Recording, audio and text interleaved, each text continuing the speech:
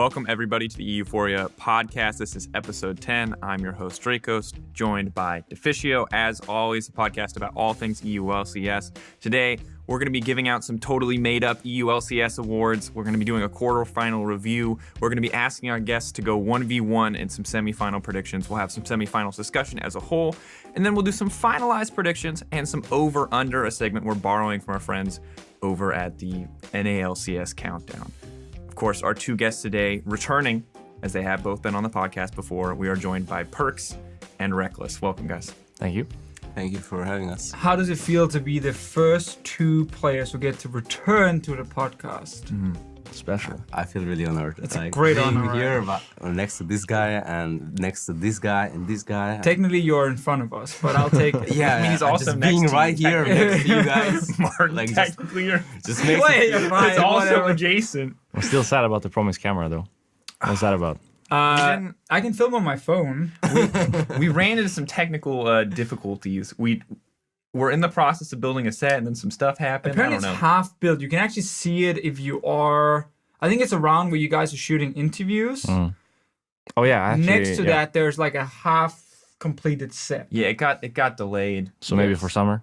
Yeah. Let's aim for summer split. We'll aim for summer. We'll keep you guys posted for everybody listening too. But for the viewers who obviously will be very interested in what the players are wearing at the moment, I can say that Rekkles is completely packed in Fnatic gear. Yes. From top to toe. No G2 gear on him, sadly. Perkz, on the other hand, is Just wearing covered. only G2 stuff. So we literally have two perfect team mascots here. Yeah, and I think it says "Love Carlos" somewhere as well. I love Carlos. Really Wow. likes I didn't know they Carlos. had an "I love Carlos" shirt. They do So now. impressive. So I want to ask. Recently, we get always. We had a bunch of people leave the office last week to shoot these features. Leading up to playoffs, and I always think they look really cool afterwards, right when the sound is edited in. But then I think about the player shots without the music playing in the background, and I wonder how it feels for you guys, because we've got these shots of you pounding your chest, people are slicking their hair back, they're making what is the actual experience like when you're filming those kind of video features for playoffs?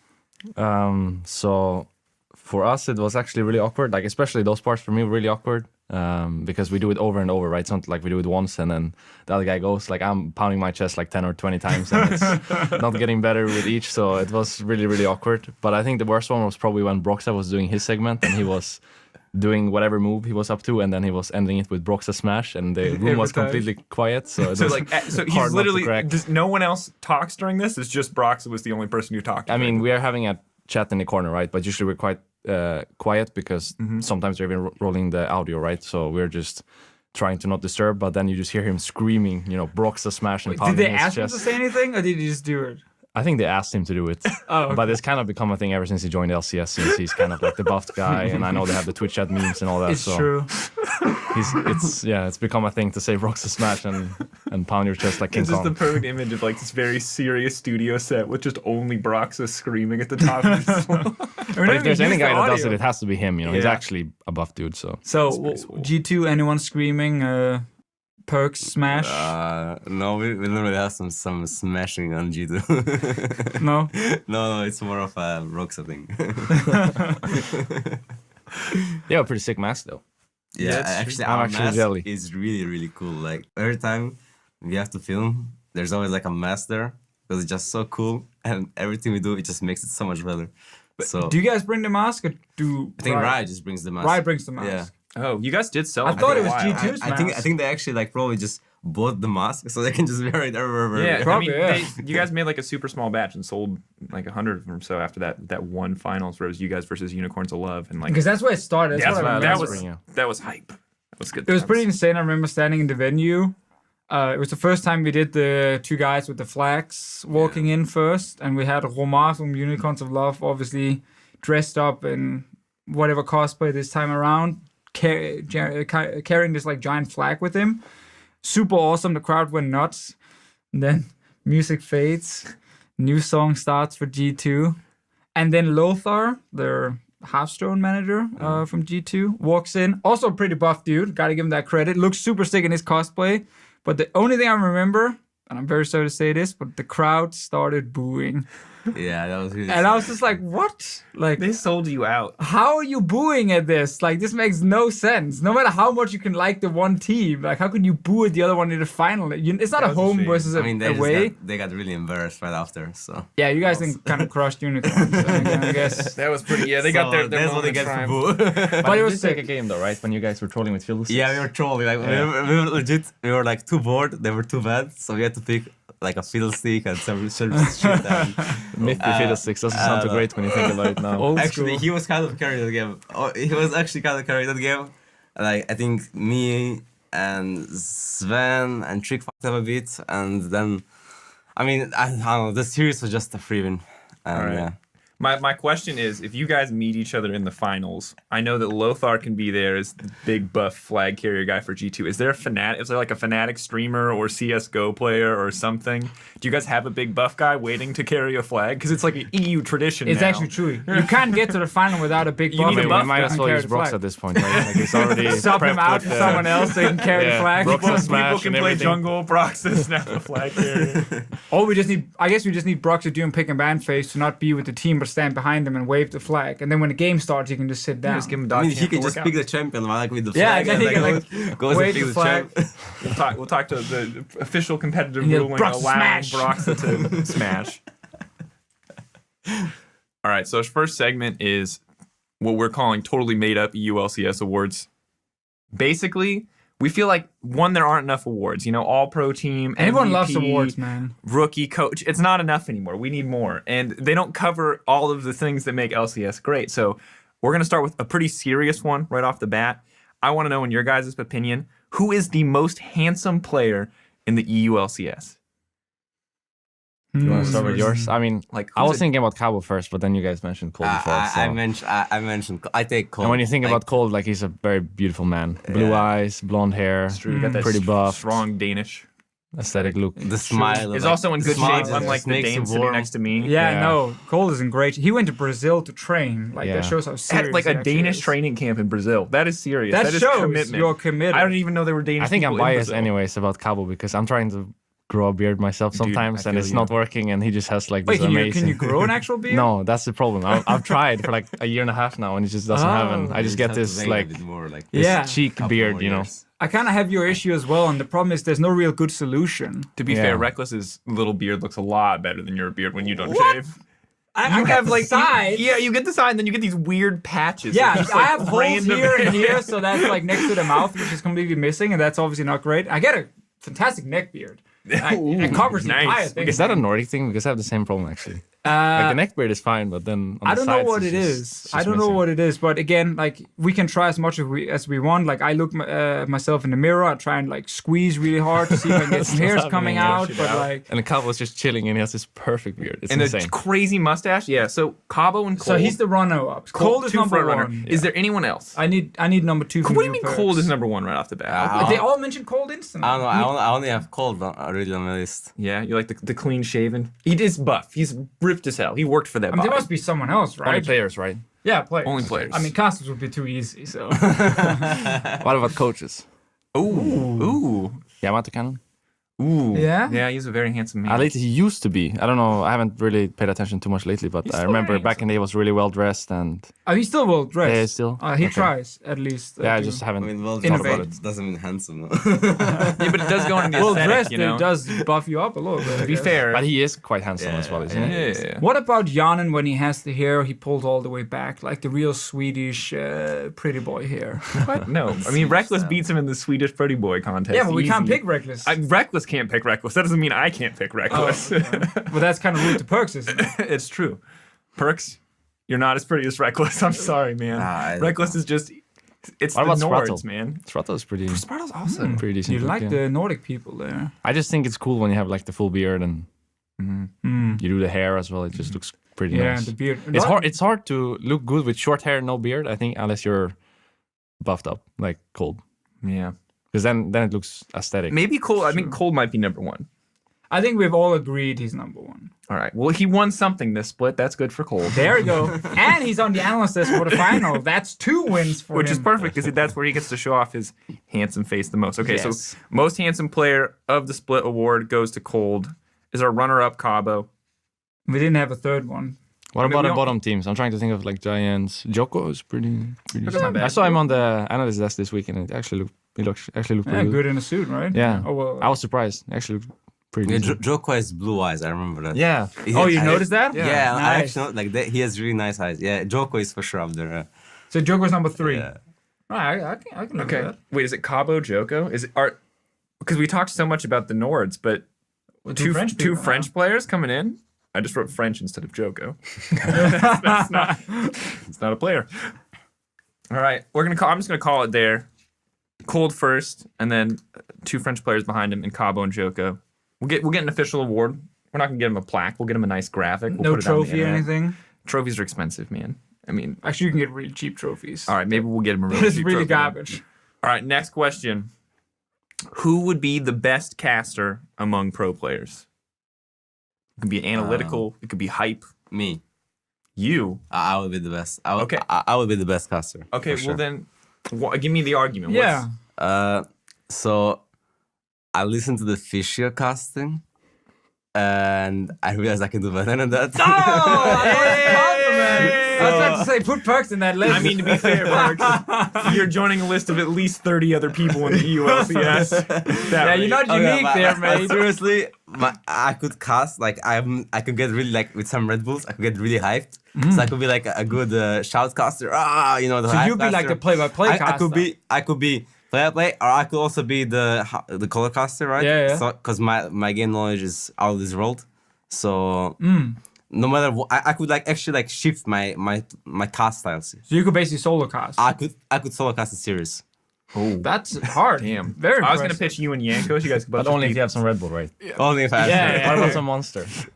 I can set you up. Oh Jokes. be- that I Love Carlos shirt that you're wearing, Perkz, would look really good with I it. love Monster shirt. Yeah, there you go. Get all the All sponsorships. right. So Okay, Perkz Perkz nominates number 1. himself. That's respectable. Is there anyone else who like really stands out? I would like to hear Kilius casting. Because I feel like he's so enthusiastic about everything. So And he's very it would be blunt. nice to Which is very listen Yeah. to him.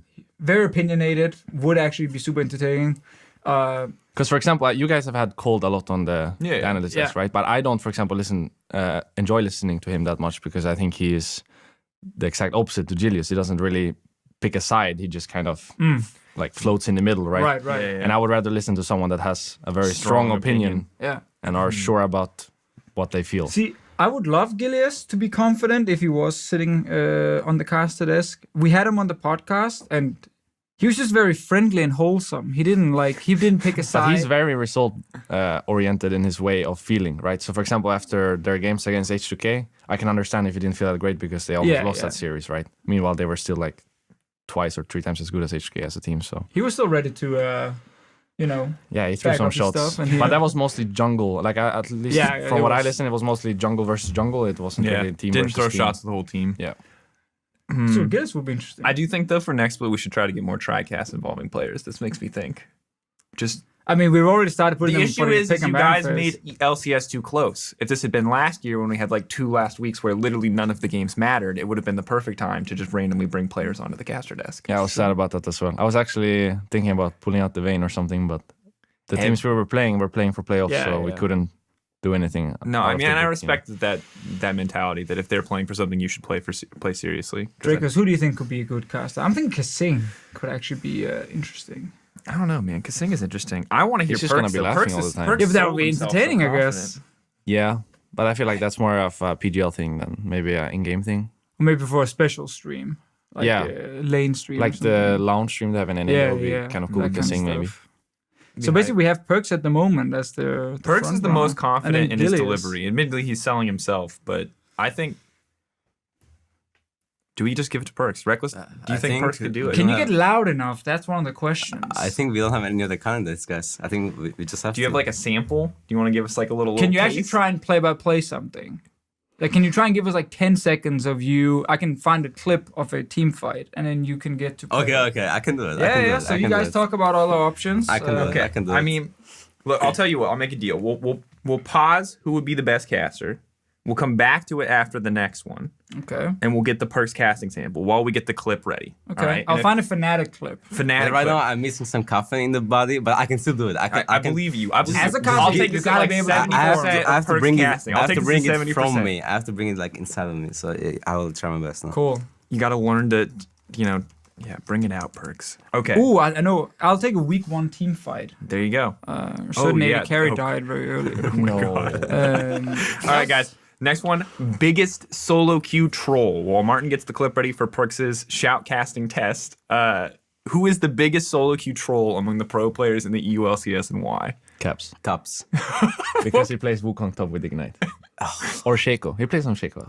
The thing is, I just... train the mirror. Wait, but he queues up for mid though, right? He doesn't just queue Yeah, up for I mean, when he himself? plays No, mid, he he queues usually up for plays alpha quite as well. serious, right? I mean, Yeah. he sometimes plays something unorthodox mid, but Yeah, for yeah. the most part, he's actually like trying for his life. in Yeah, mid. he's trying, and then, I mean, it's Until like the game he, is- he uses wastes so much time playing solo queue, right? Or Yeah. not wastes, but uses a lot of time, all the Yeah. time playing solo queue. So some of like let's say 60% of his games are really productive because he actually is tryharding. But then some of the games he just really runs it down. Yeah. Or one bad thing happens and then he just runs it down, or he's just off-rolling with Wukong. And Yeah, as with soon as he Ignite. get out the field, he just tries a And- champion, you know. and, he plays every champion in the game. Just Yeah, I played already think- Wukong, so now it's time for the next guy, you know. Yeah, and he's then for it sure just- the just number keeps one. going no? down the list. Like the number one troll. Because like when I get him But on he's the team, better now, though. like when I get than him on the before. team, yeah, for sure. But still, when I get him on the team, I'm not sure.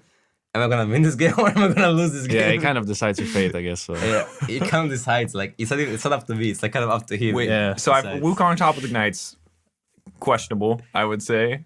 Anything? But he does well, though, you know. It's not like he... Yeah, he's He still, ints on the very champion. skilled. Yeah, Yeah. It's like just sometimes he ints. I don't know. It's just It's weird. just some of his matchups are not that great. Like I saw like Shaco versus Sion top or something. It didn't seem that great. Ah, yeah.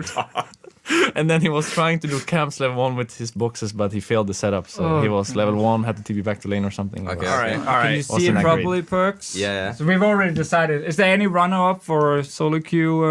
Is it week 1 Why clip? do you pick this one? It, Like I'm gonna get Sejani ulted from Fog here. Whoa, whoa, whoa! Hey, Hey, hey, he's gonna counter caster here. yet. Okay, Can but you go I'm back one more the- time What so is I the can other get caster into it? called? Okay. I'm the I'm one that's right now, helping. okay. So this is a random clip. I googled random LCS clip, Sure you did. and then this I'm came up. sure you googled it one time. I misplayed. To clarify for everyone watching, first off, Caps, biggest troll in solo queue. We're now deciding who would be the best caster among players. This is Perkz' audition. It is Fnatic versus Splice. This is week 1? Week 1. Day one. Day One. 1. Day one. Splice win this game? Who knows? We don't know. Okay, we are very first time casting this game. Who knows? Okay. So Perkz, you can get like 15 seconds of casting here. Okay. You let me know when you're ready, and remember you are the play-by-play. So you gotta give me that gotta hype. give us Give me some that hype. Okay. Yeah. I'm ready. Okay, let's go. And Fnatic is going mid, they're grouping S5, they're clearing up pink, and they're gonna ride down mid right now, and they want to look for a fight, and they want to fight. And Rekkles gets ulted, and Rekkles gets one shot, and now the fight is turned into Splice's favor, and there is Starry-Cool popping off, and the chase is going on, and Fnatic is running away, but the AD carry died. What a mistake by Rekkles.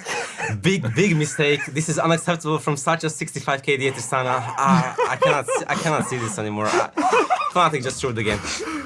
All right. That was great. Okay, your crutch word might be and, but otherwise I love it. It's in. Some rap got in there. I There's feel some like. rap guy. We're going quick, man. Okay. All right. Best caster among players, Perkz. I'm convinced. Do you agree, Rekkles? Do you agree? I mean, Yeah. you can't deny that. I mean, I like how critical he was of that Tristana, whatever his name was, that got caught and if I died. listened to this, I would improve much faster than if I listened to one of you guys. I'm on Perkz' side. All right, Perkz got that one.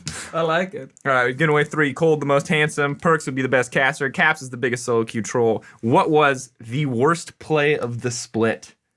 Is this one a candidate? Perkz is having I another think audition, I maybe? win it here as well, no? I don't know. I'm so great. Like I win everything. So, Perkz, which play are you talking about? I'm talking about the play where I was playing Corky, and I had a package, and we didn't do much for like a couple of minutes in the game, and I just ran it down with the package. Describe to me exactly what happened. Because running it down, I mean, a lot of people would assume that It's you more ran it like down mid, but Azir. where did you run it down? Azir, boom. So then you package towards Azir, Yeah. and then what's next? because your team didn't follow, and you saw 2 players from Schalke. No, I didn't see them actually. There was an Alistar right behind you, at least. But No. let's say you didn't see him then. Okay. You just saw the Azir. No, I saw the Azir, and the Kha'Zix was stealth, and Alistair was still out of vision. Okay. And I don't know. I didn't think. And you just back into the Azir. Yeah, it was a big mistake. And then flash away. Because that was one option. The only runner-up is Gilius. Did you guys see the Gilius Kha'Zix play? Yes. Where he walked Yeah. in the team. The comms are But what that made became it for funny me. because of the comms. The Yeah, comms yeah. made it so Like, funny. I doubt you guys had those comms in that No, situation. we did not have those comps. No. You didn't go, It was oh, more what like, am I guys, doing? Run, I Oops. f***ed up. Give off Nash. Give up that. So there's that one. There's the Gilius one, which, as you guys said, it was not as bad of a. I mean, it was a bad play, but It was made didn't fun. I cost mean, as it didn't much. cost him really anything. It worked out he just fine. walked mid and died. Now there is one other player I want to mention, but it's a little bit rude because I just found this random clip of Fnatic losing a fight.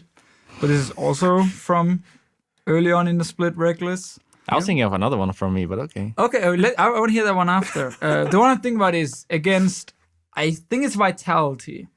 You guys get back in the game, you get Baron, you're playing Tristana, Hylissang is playing Janna. Yeah, we go for the Lucian and then we die. The moment you get you just run bot lane alone, like Yeah. all alone. You just run all the way up bot lane to like the enemy tier 2 tower, and you just start fighting the Lucian or something. Yeah. And Hylissang is like rushing to try and help you, and all of Vitality just walk in and kill you. To be fair though, I really misplayed that situation because I thought he wouldn't react that fast. I thought since I was coming from Fog that he would never ever Yeah, dodge yeah. my ult, so I could auto ult instead of ult auto.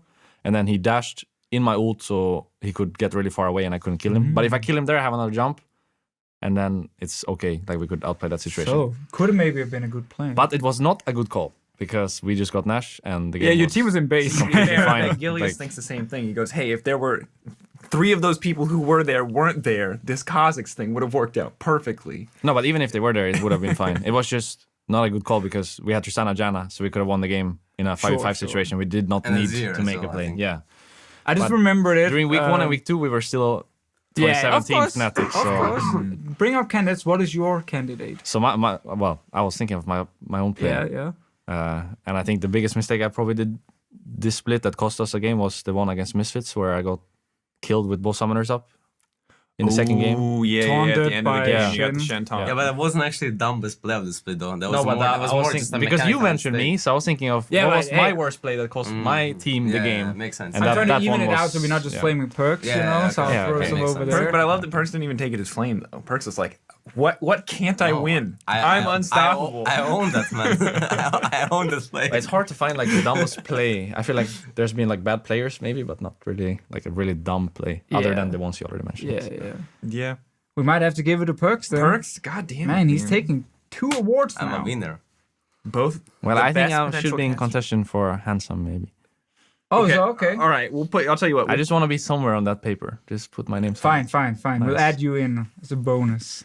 All right, Rekkles is the bonus. We'll make sure. We're gonna And make a solo graphic. control. I mean, my Janna is pretty wild. So Actually, Oh my god. Now it's all my- just about you guys. You That's not guys true. are winning all the But awards. that's not true. Like our duo, I got 200 LP with our duo. yeah, you know, we duo queued like 2 or 3 days ago. I played sport and he played a carry, and we were like 80% win rate or something. yeah. Not we were bad. really Until he close. started trolling, and then we lost the Yeah, game. And then yeah, I stopped duo queuing. I just made some excuse like, no, not Yeah, today. yeah, Not yeah. today. Oh, I'm a little bit Today, sick, guys. you know.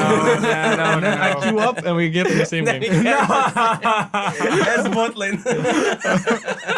That's great. Yeah. Oh, that's so So good. that was awkward. All right, last question. We asked for a bunch of Twitter questions, guys. We're not putting them in one spot Oh, we got so today. many. But we're kind of mixing them in, probably one per segment on the show. And so for this segment, we had someone ask, John Henderson at FaxedHensd.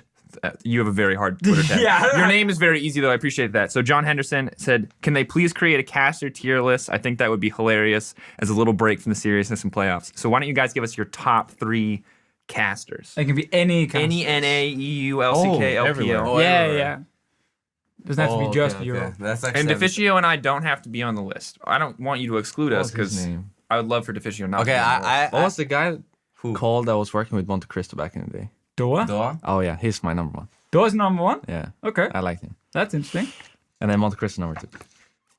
So They're now not you even guys, canceling now it, you but guys we're have losing to to them? convince me for the number 3 spot. Wait, so we have to like fight each other for Yeah. your love or what? Sure. I mean, I'm gonna use the current casters for me. for last so long, I actually really enjoy listening to Papa Smithy. Yeah. Yeah. So he will maybe be my number one right now, and my number two, I'm gonna put the Fisher my number two because I still really like to listen to I'm the so Fisher. blessed. I'm so honored. Beaten by Papa Smithy, But Papa though. Smithy is just too damn good right now. Dude, okay? man, he's got like every game, 300 games or something. It's Every time I insane. tune into LCK cast, I hear his voice, Yep. and he's actually really smart. Yeah. I'm actually like everything he thinks, I think like, you know, like legit everything he says, I think like that too. So I'm really like just surprised at him, you know. Good. And my number three, that's a tough one, man. That's a really tough one. I don't know who to put in my number three. I need Actually, I know who to put for my number 3. Because I don't want to choose between you guys, so I'm going to choose Medic. I think he's been a really great addition to you. Oh, I like that. And for Doha and Monte Cristo, it was mainly because back when I started watching a lot of League, especially like Korean League, they were the ones casting. Yep. And I enjoyed watching them so much that I even like followed their Twitter and stuff and what they were doing IRL. So I thought they were cool back in the day before the whole thing happened. I actually don't even know what happened, but I just saw They them just disappear. moved They on. moved on to Overwatch. Yeah. It's all good, man. I mean, I still remember like watching season 3, season 2 Yeah. era OGN, like late night broadcasts. That was probably when They I talked a lot was about in gin. I professionals remember as well. that. Not the mean- character, the alcoholic beverage. Their duo has kind of been a very legendary part of casting in League of Legends and a huge part of introducing like Korean League of Legends as well. And I think you're not alone in sitting a few years ago and watching every LCK game or OGN Yeah. game back then and listening to Doa and Monty and enjoying it because I definitely did the same as well. So I think really cool list. We just need Perkz number 3. Yeah, Papa Smithy, Deficio. But I don't listen with voice that much anymore. It's hard to choose a current one. No, because like half I- of the ELCS games I listen on mute. Because you're listening to music, of course. Yeah, I listen to music. Or talking to your teammates. But when you about watch stuff. LCK, do you listen? I usually have. No, it I muted. I mute on everything I watch, like LCK or LCS or an LCS. But I don't know.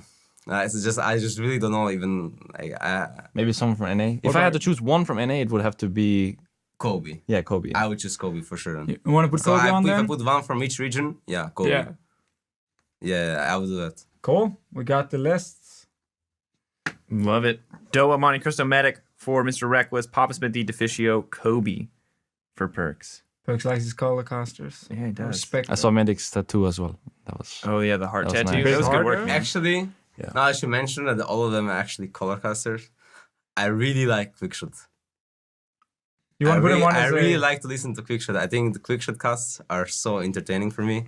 And So who goes in what category? Is So he- quick shot and, for example, Rivington is the same, right? Yeah, so there's two. There's play-by-play Play-by-play, and there's color colorcaster. caster. Okay. Color caster are the like myself Explanation and Papa person. Smithy, Yeah. Vedius, yeah. Vedius, and then the play-by-plays are The hype. the hype ones. Yeah. Okay. Dracos, Quickshot. So Quickshot, is he on your top 3? Is he just outside? I really like. How put him on my top 3? Somewhere with them. Like it kicking out Kobe? he would just cast. Yeah, I think I would kick out Kobe and put Quickshot there. Sorry, Kobe. I will kick Kobe and put Quickshot so like we can have like a good trio cast. There we go. I think also Papa Smithy, myself, and Quickshot hopefully gets to cast at MSI. Hopefully. Oh, That would be We're good. gonna see. That'd be a hype trio.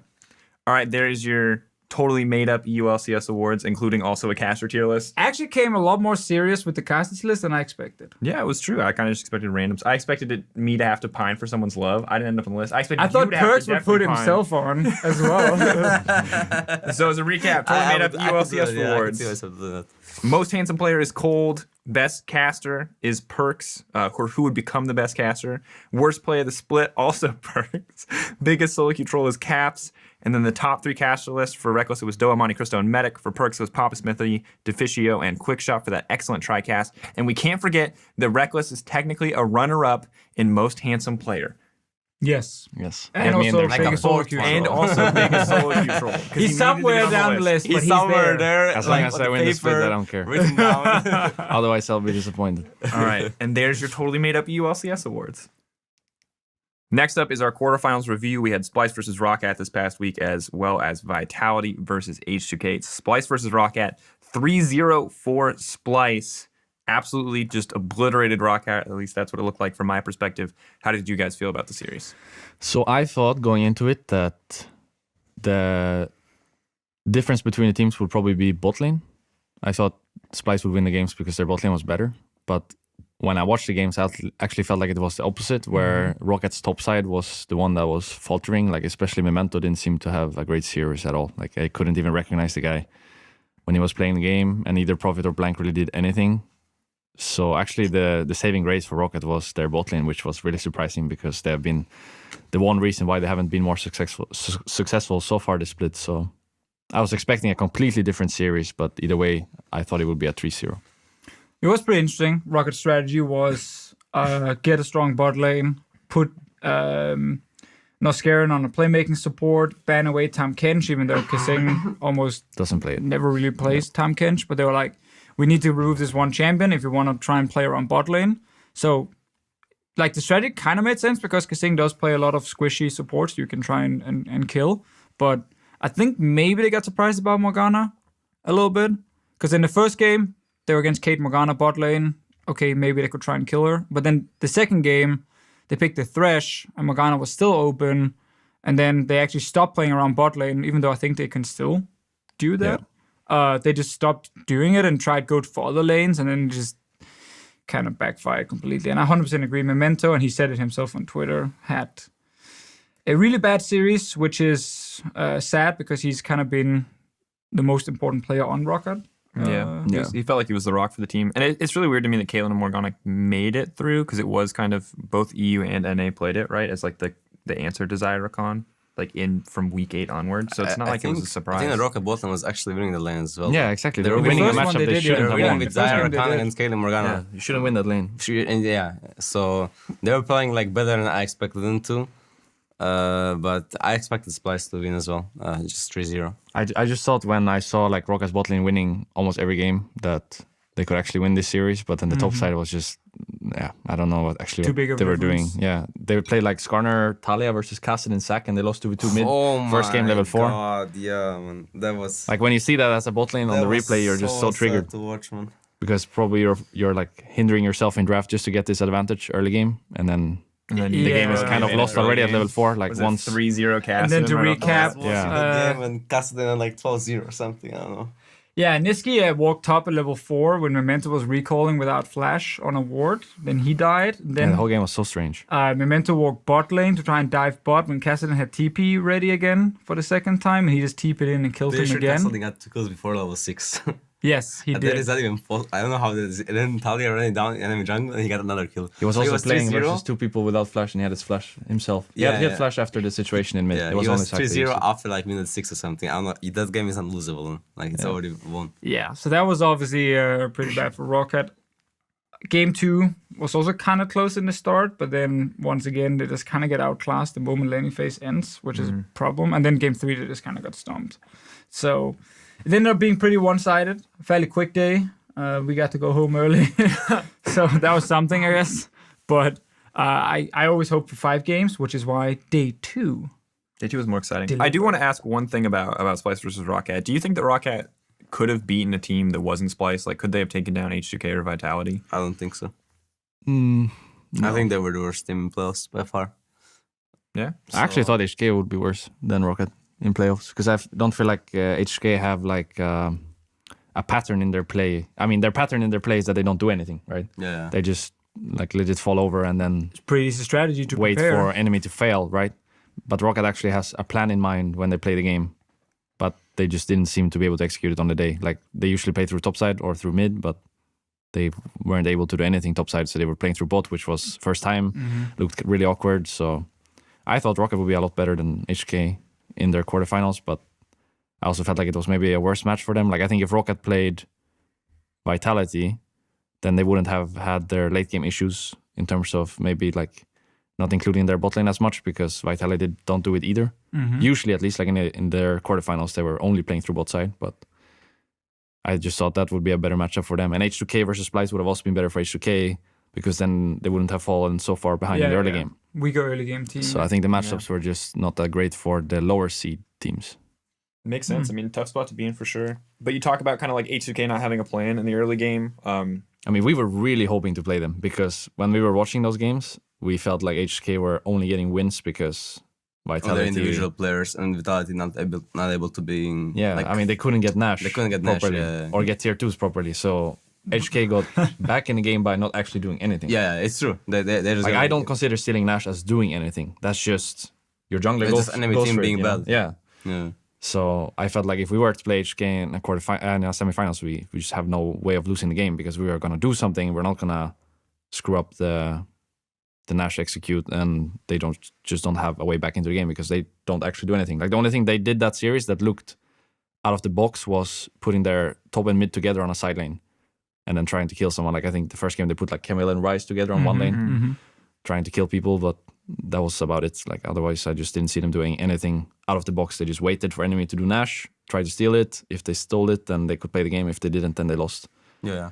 Do you think there wasn't much more to it? One thing that they did a lot in this series was take Ryze as a first pick on blue side. It says, and it wasn't clear to me if this was like entirely purposed as this is just a generally good pick, and we want Selfie to be. It's a Yusuke thing. Yeah, you think so? Ryze, So yeah, that's my question, right? Is that like, is it worth taking a pick like that to deny Jizuke? Like, is his Ryze so good that you'd put Selfie on something that honestly he didn't look great at? He didn't look super comfortable at all, just to take it away from Jizuke? I would have rather have seen them ban that and not ban the Asir because I don't think. Agree. Azir ban was useless. I don't think he would have picked Asir anyways. I think he would have just let it go through and maybe consider it like 4 or 5. But at that point, there's a lot of other priorities already anyways. So I'm not really sure if the Asir ban was for his champion pool or if it was actually Isuki relevant, because I felt like it was more because of Selfie's champion pool where he wanted to play Orianna. Yeah. Sure. I mean, there's definitely when a team bans Azir 5 games in a row, never adapts, never changes, no matter what side, it's clear they've come in with the idea that we have to ban this no matter what, and it doesn't matter if it's for Selfie or if it's for the enemy. I always dislike that one because I feel like in a best of 5 you have to be flexible, you have to be able to adapt. And Vitality as a team, the way they played almost every game was with a lot of focus on early game, a lot of focus on mids that can push and roam. Talia was picked 3 times by them. He was even picked into the caster then in the last game. So clearly, Azir is not the style of champion they were looking to play based on how they drafted. Yeah, and not even in just drafting in that series, right? Through the entire season, they played through mid, right? And they I just don't get. If anything, you'd be more comfortable playing against Azir in the early game, knowing that they're probably not going to try to snowball through mid lane, and then you could focus somewhere else and leave Selfie on an island, right? So definitely a reason for it. We just don't know it. But I think that was questionable. In general, though, I think going back to Rekkles, your point about H2K and not doing anything, like, the early game was definitely weak. They had game 4 where they had 3 winning lanes basically, and they were just killing people left and right. Like for example, Vitality went for the bot play and just. Like, I actually don't know what they were doing there. They were just... It was bad. Yeah. So H2K snowballed that one. But I think them falling behind at 20 minutes was kind of the whole story and expected. Clearly some issues in terms of how to actually play the early game as a team. But for me, because Vitality have consistently been so bad at playing around Baron, I expected the series to go to 5 games. Because... Vitality in 2 of the games, the 2 games where they looked the cleanest, game 1 and game 5, they get the Baron based on H2K forcing a really dumb team fight around 20-22 minutes. Game 5 especially stands out. It Shook got picked twice. He just jumps in on Zac at the mid turret. That was special. And he just dies. And so then Vitality goes Baron and HK can't contest it. And then Vitality can get a clean Baron. And when they get it, they're pretty good at pushing down, getting all the objectives. Yeah, they just have problem getting to the... Exactly. Really good at from ahead. So if you don't force that fight, which was completely unnecessary both times from H2K side, Vitality were forced to have to actually execute the Baron setup. And all the steps required for it. And that has been their biggest weakness for like 5-6 weeks now. So I just always felt like this series was going to be Vitality stomp H2K in the early game, Vitality then struggle around Baron, and half the games Vitality will get the Baron and they will win, and the other half they will lose the Baron and H2K will win. So we're going to go 5 games. And we did go 5. It went kind of like that, but not 100%.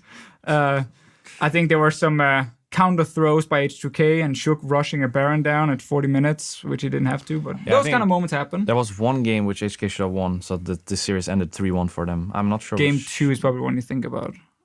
They got back in the game. They had Tristana late. They won game 2. You think? So game 3. Yeah, game 3. yeah, exactly. They had Tristana versus Caitlyn, the game that they should have won. They were like sieging bot inhib, and then Sheriff got caught in the middle of a Talia W. I think that was game 3. That was game 3. You're correct.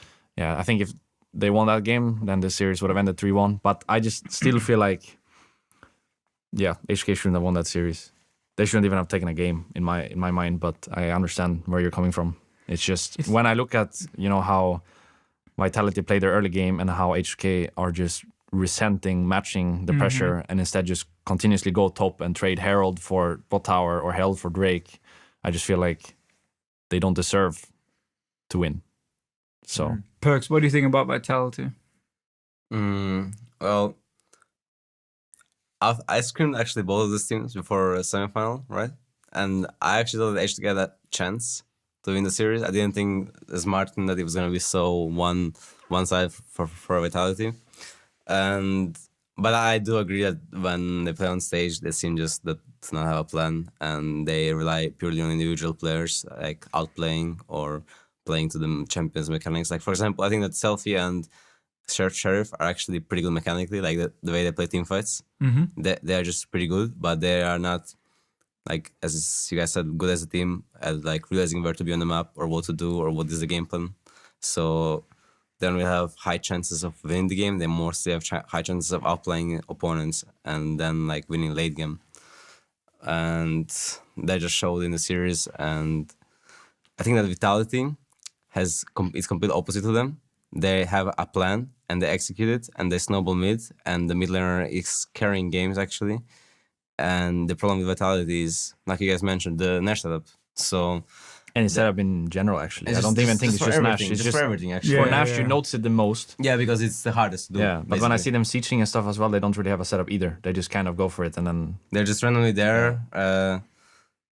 They're ignoring some ways. Yeah. They're just like... Chaos style. They're just not like... They're doing it because they're not good enough to realize what they're doing wrong. Or maybe they are realizing they're doing wrong, but they're still not good enough to realize in game what they should do.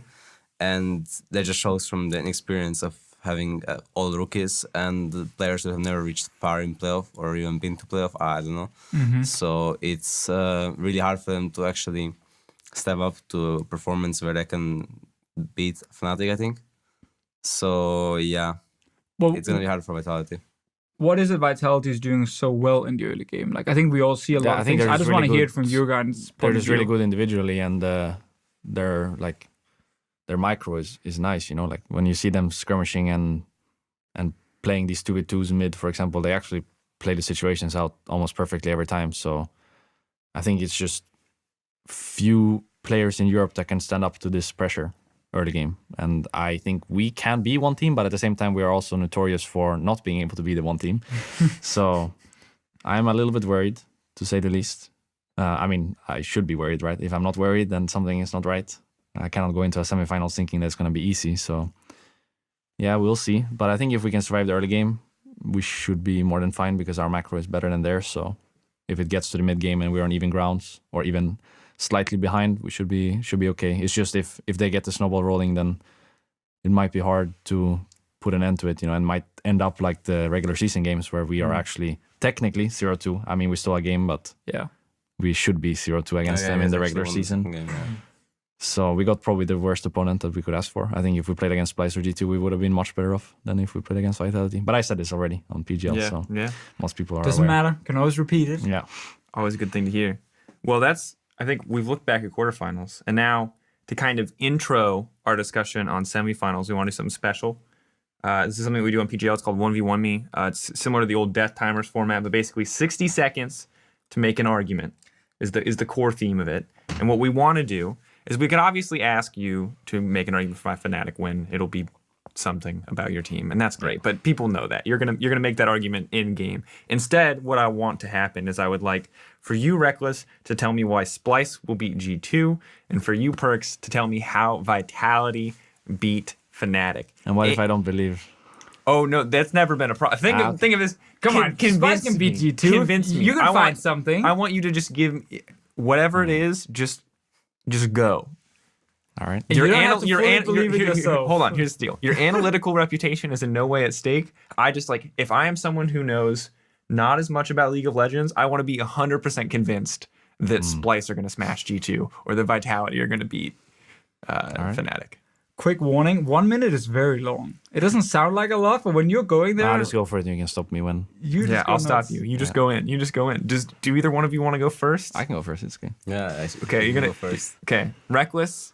You're gonna. You feel ready? You feel good? Yeah, it's okay, I'll get started. All right. You're gonna convince me why Splice is gonna beat G2 with 1 minute starting now. In scrims, they play really aggressive, but the games we played on stage, they didn't do as much. So I think in a best of 5, there's not going to be more than maybe 1 or 2 games where they pressure hard through topside, and it will be a long game where the AD carries become relevant. And when that is the case, I feel like Splice is a better team than G2 because I don't think G2 involves their bot lane too much, and they play a lot of safe picks that can just work on their own. So I think if Splice can survive for 30, 35 minutes, then they should be able to win the series. And Perkz suck. You had 12 And seconds. the guy sucks. First is pretty good. I mean, I think they should have a mid-pressure lead. Okay, I'm out. maybe. And Yeah, you're good. You're good. I got that in. So all right. Okay, wait. Before Perkz, before you go, do you have a rebuttal? Is there anything you want to say to Rekkles' 1 minute argument? I don't know. His argument was pretty serious and pretty fair to say. I couldn't find much else. Yeah, I he mean, was I pretty, think it they're was pretty superior fair in to that. say. I was using lies. Like mine is gonna be a lot more harsher than that one. That's for sure. Okay, all right. Can I say something though about G2 spot lane? Because I feel like I'm always flaming them whenever we're talking about G2. So I want to say something actually. So for scrims, they've actually been playing really well, I think. Much better than in the regular season. I actually think they're pretty good now. But they still have this issue where they play relatively away from bot lane. Like they don't really include them too much. So we might see the same on stage, but I think we should have a more solid lane performance out of Wadid and Yarnan.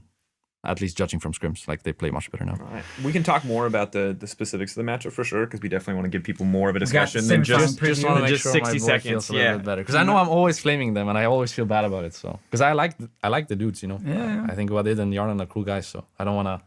We can ask Hard Perkz why he flame hates every his time. bot lane. We will. But They first, always I mean, he has Perkz- Wunder Janko's top Guys, side, so I guys. would understand if you want to play towards that side. you got to remember, Perkz is ready. I see he's sitting there. He's Oh, ready he's to so go. ready. He's got his I Love Carlos shirt on. I feel like he's gonna flame me again. Took a shot of coffee just Why is before. everyone flaming me today? Okay, No you one's know what? flaming No you. one. I feel like I'm getting enough on Reddit already. Okay, all right. Okay, so I'm ready. You ready? I'm waiting for the All right. clock. And argument for why Vitality is going to beat Fnatic from Perkz starting now. Okay, so why Fnatic is gonna be Vitality is why Vitality is gonna be Fnatic. There we go. That's the wrong start. Well, first of all, Cups seemed to be hard choking against Zizuke both times he played, or Gilius.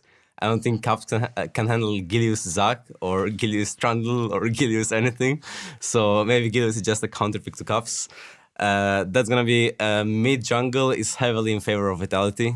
And I think from playing against Fnatic mid jungle for so many times, I have never had problems against them. And as much as I actually respect Caps, I think that right now he's worse than he's ever been before. Or I don't feel like he's doing anything special right now.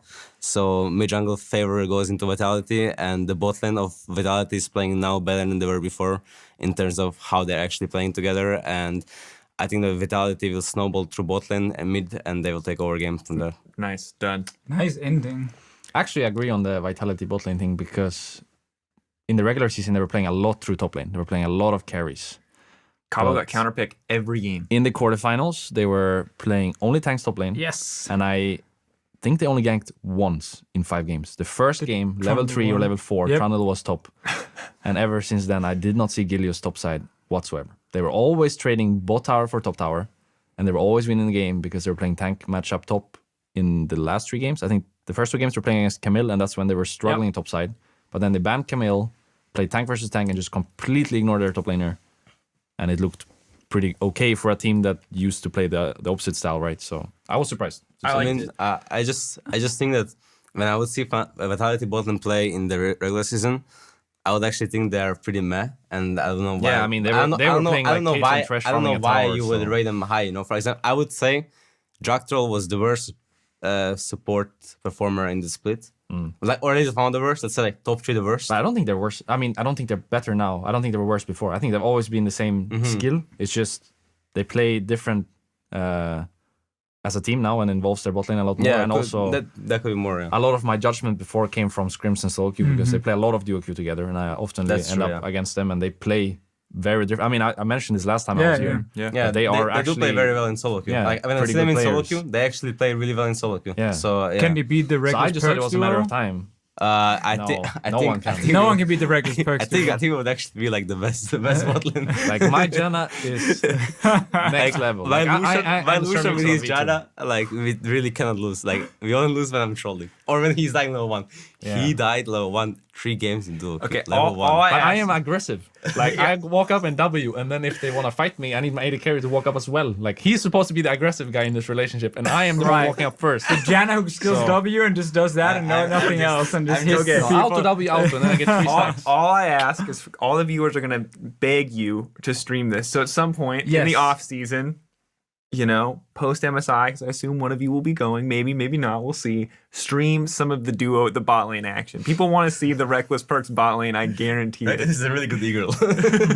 I'm insane. Like my support is same level as my AD. So if you see Pontus Dahlberg on support in solo queue, Didn't you Yeah, talk but- about role swapping once? yeah, No, but if you see sweet and salty on AD carry, I actually think Sweet and if we roll swapped, like we will be a good bot lane. yeah, I did actually. Yeah, because But, you wanted to be uh, support at some yeah. point, right? I just felt like, wait, was it after season 4? I think it was after season 4 that my skill set as a player at that time was more relevant for a support player than it was for an AD carry because I did not have the fire I have now. I was kind of passive, so to say, KDA player, so to say. I don't know what people said back then, but I think that was the most used terms. KDA play might have been used once. Yeah. Or And 8 times. I felt like as a support, it would just fit much better because I think my communication was more than fine. My macro knowledge was really fine, so I could easily control the game from a support perspective. But from AD carry perspective, I was more just going with the flow, which I think Yeah. is not what you need from it. I think your AD carry needs to do more than just follow. I think Yeah.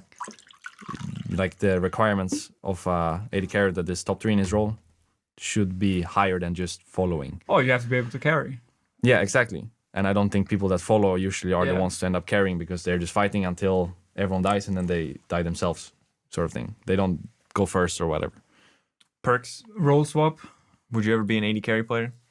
If I was to roll up, I would for sure be AD carry player. I was thinking about it before. I really like this game, like League of Legends. So I would really like to play another role sometimes, Prove even your though. Prove your worth. Yeah, I mean, I just like I like the challenge, I actually like the challenge, but I feel like that I want to reach something with Midland that is like really high goal, like winning worlds, for example. But as much as it's hard, I think I always will think it's possible, and I always think that I have the skill set and I'm good enough to be the best in the world. And if ever something changes that I just would like to draw up, I would go AD carry. I was thinking about jungle, but I feel like that my AD carry could be really good. I like it. Because I just like to play Lucian. So you just illusion one straight. You can be a top laner then as well. Oh god. Oh, unless Lucian jungle Just comes out. I like Lucian that you're on that Michael Jordan career trajectory. You want to be the best of the best of the best, and then for some reason you want to go play baseball afterwards. No one's quite sure why. In this case, it's Lucian bot instead of baseball. But it would be kind of cool, right? Like imagine you're like one of the best mids, or in my case, one of the best ADs, and then you role swap support and become, or in my case, yeah, role swap support, become one of the best supports. Exactly. That would create a unique brand or like meaning You of get you as a all player. pro AD carry, then all pro support, then MVP AD carry, same goes for MVP you. support. And then also like then you you go have like coach. you have like two of the biggest brands in Europe. Role swapping to other roles, playing together. That would be good. But I don't think I need to anymore. I think now I'm pretty damn good as AD, so I don't I think need to you're role swap all anymore. right. First all pro in EU. Potential MVP candidate. hopefully, Potential maybe. MVP candidate. Who knows? Who knows? A lot of people seem to Who be. Would I be the already first to win back to back? No, you would not. You're People too have done cocky that for it. before. Like Trix has been there already. Yeah, Trick got You're double so behind MVP. on that tree. But he's Korean. I'm talking European. Oh, so it's only European players. Okay, all Because right. I already saw the Reddit thread about the Koreans, so.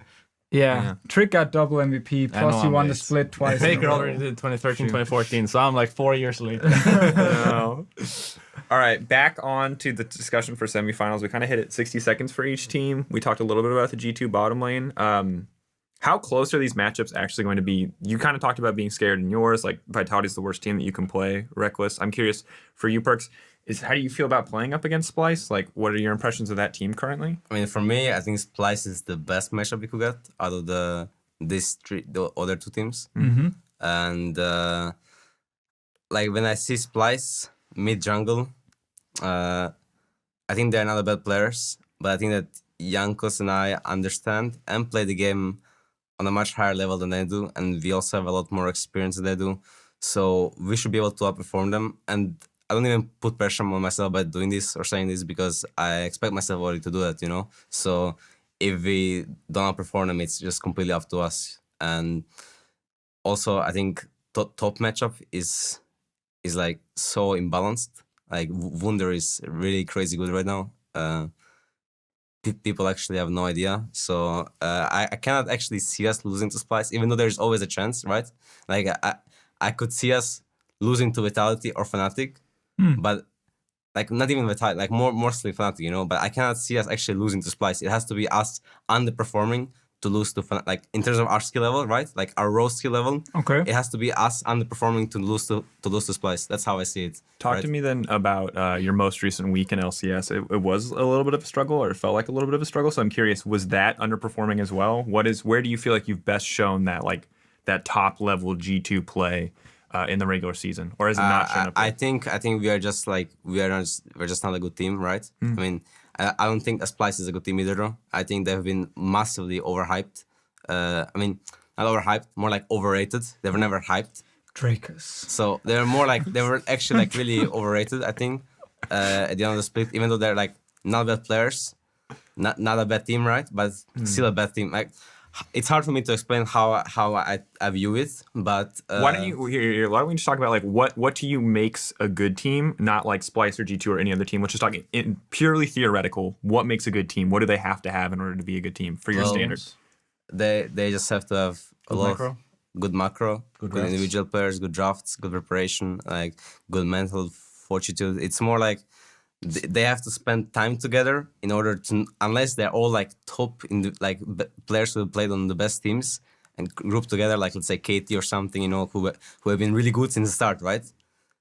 More like macro's been kind of shaky. Anyway, like last year, you know. But SKT, for example, new players, really bad for half of the split, and now they're starting to go up again. It's important to play for long together, so you can fix your problems, fix communication, fix game understanding, fix drafts, fix the way you actually play the game, and improve on it, right? But for Splyce and us, we are both. I don't feel like we are both at a very high level, and I think Fnatic is the only team that's it's like for sure on a high level right now, right? And I think other teams can win against Fnatic. I wouldn't say that they're unbeatable, but they are like on a higher level than other teams right now. And So just to jump in real quick, there are very few teams in the world at the moment who we can call a good team. Then, if it's based on having all these different criteria met. Well, and that's what I'm curious is it for you? Is it they have to hit every one of those criteria? If they have a weakness in any one, would you consider them not a good team? I mean, okay. I've been on the G2 that's been dominant for 2 years, and I know when we are bad, what's wrong, and I know when we were good. This is what all we were good at. All of these things I mentioned, we were good at. So I basically like I know how to create success in our team environment and how we play, but it is not always easy to achieve that. And on contrary, like it is super hard to actually win every split in a row. Yeah. So I think we have chance again this year. But this year, like this split right now, it's lower chance than we've ever had before, right? Like normally, because Fnatic has been here for 1.5 years now, and they really want to win as well. But we want to win as well, so we still have a chance to win, just lower than usually, right? Sure. Yeah. So that's how I view it. For me, I would probably judge a good team by their cohesion as a unit. So what I mean with that is like, if they are an aggressive team, then everyone should be aggressive. There shouldn't be one guy that's like playing passive or just chilling in the background. Like if they are all aggressive, they become cohesive because then they're attacking together, you know. And I think, for example, for us, our cohesion comes from our macro knowledge. Like we play really good together on the map. Our flow on the map is pretty good, where we like pressure the right objectives, we push the right waves. You know, we do things really well together and get leads slowly but surely, kind of the Joey style. You know, he did it with you guys as well. And for Splice, I think their cohesion is pretty decent too. I think they play really well around their jungler, like with Xerxes. I think whenever Xerxes is around a specific lane, they play really well with him.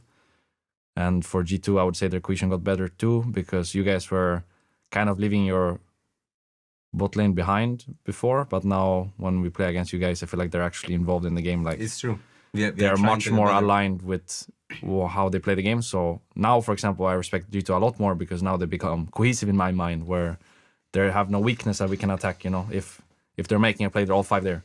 And I think that's what separates the good teams from the bad teams. And that's why I think actually all the 4 teams that are left in EU are pretty good, because even though they're unique in their way of playing the game, they're still cohesive, you know. Vitality is a really aggressive team. They're all aggressive. Everyone is on the same page. Yeah, in the beginning it was easier to play against Vitality because they were also leaving their bot lane out.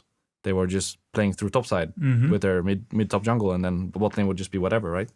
But now when you watch their quarterfinals, they were actually really cohesive. They were all aligned with the game plan. Like top lane was willing to make the sacrifice to play on his own island, and the other 4 were playing really aggressive and making a lot of good stuff happening on the map or the game.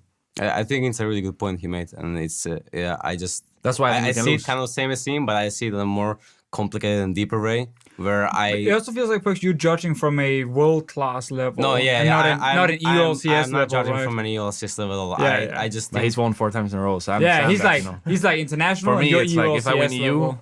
it feels kind of like winning Worlds right now, because I am unable to achieve it. I haven't even gotten a finals for 2.5 years now. So for me, already getting there would be a big step forward in my career again, right? So I understand from his perspective, he's probably looking at Worlds material. And for me, I'm just looking at how can we win the European LCS. And I think we have, for sure, like the chances to do it now.